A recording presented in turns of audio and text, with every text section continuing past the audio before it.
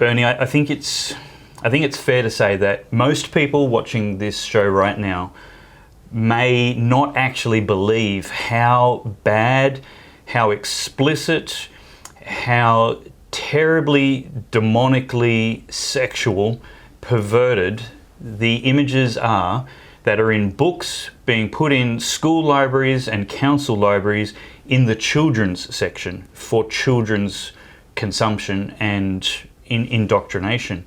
Tell me how you came across these books, and let's just talk about exactly how bad they are, because I think this is an emergency, a national emergency, that needs to be thoroughly removed from the nation. Well, we do have a national emergency, Dave. So in every library, council library across Australia, there is a stash of porn which children can read in the libraries and that they can borrow. They can even go home and download it on their computers at home.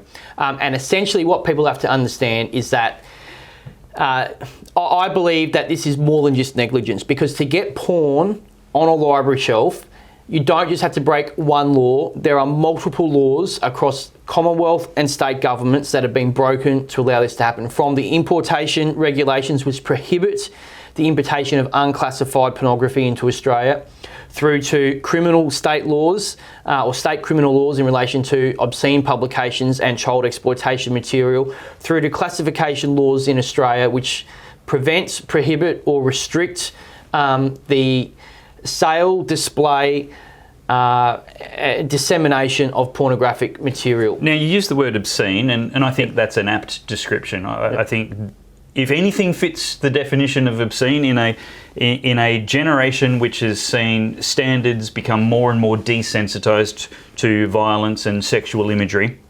swearing, profanity, every classification standard has retreated and eroded over the last 20 years, if not the last 50 years. And some people would say that that's a good thing.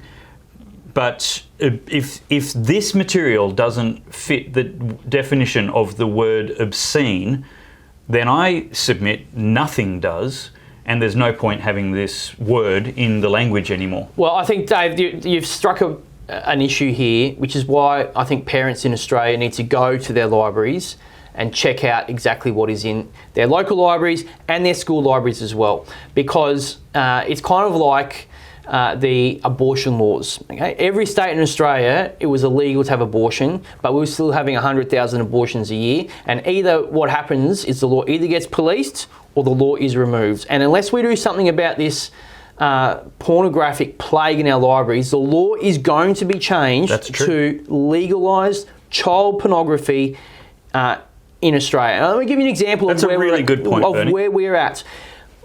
Last year, between July and November last year, the Australian Classification Board refused classification to a series of Japanese manga because essentially it was child pornography. Yep. So this was between 9 and 6 months ago. These books were deemed child pornography. And refused classification basically means illegal. So they cannot be imported, they cannot be displayed, they cannot be sold. They are unlawful publications in Australia. Right.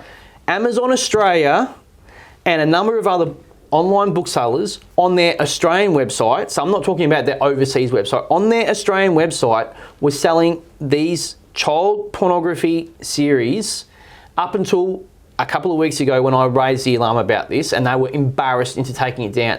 And the Commonwealth government was collecting GST on the sale of child pornography. So people think child porn is something in this dim, dark recess of the internet. It is on Amazon Australia, and it is in our local library. So to give you an example... And being taxed. And being taxed. The government collects... They say death and taxes are inevitable. Well, even child porn has to pay taxes in this country. At least the federal government's profiting from child exploitation.